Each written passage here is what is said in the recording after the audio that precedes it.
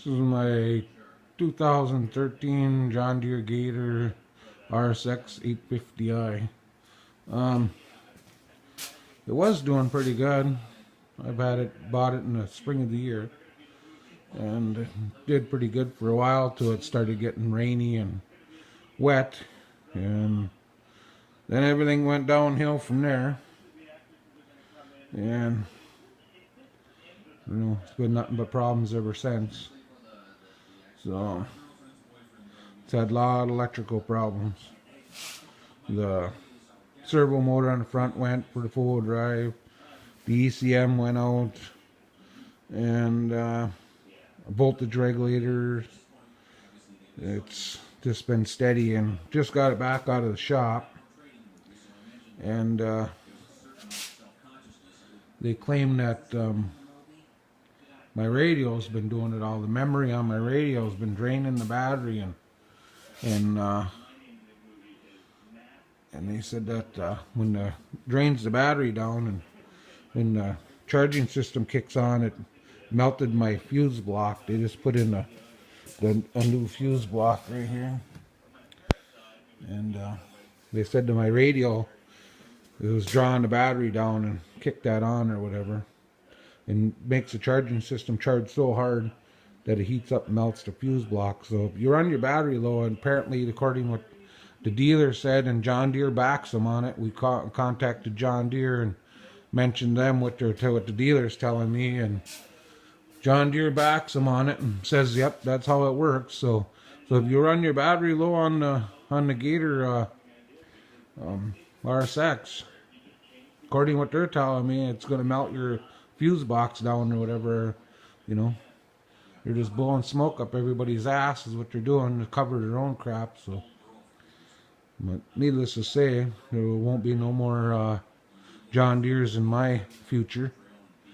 So, and this is my dealer put that fuse block in upside down. I had to change that around, and then they charged me $180 because my accessories for they claim it was doing all the trouble.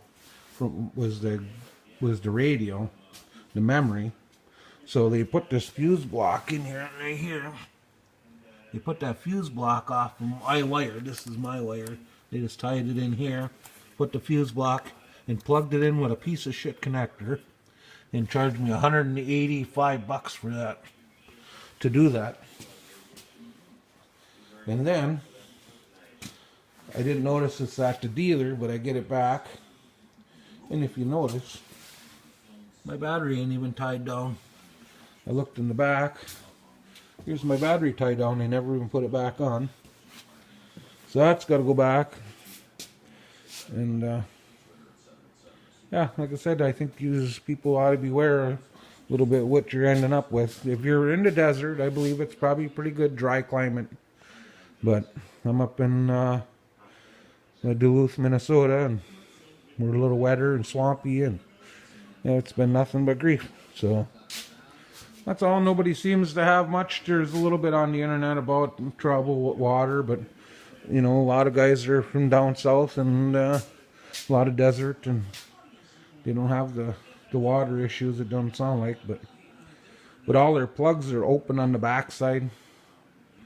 I should probably dig one up and show you, but so any water or whatever goes right into the backside of the plugs and sits in there, I think, and arcs across and causing havoc with everything, where John Deere doesn't seal them plugs at all. There's no rubber. Only a few plugs got rubber grommets on them or whatever, but a lot of them don't. Well, I mean, here's a few here. I guess I can kind of get into. I don't know if you can see it or not.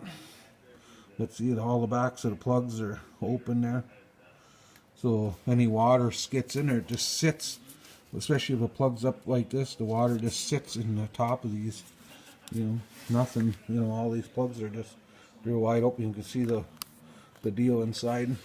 And them are power wires, but when you get multi like this, they arc across, and I believe.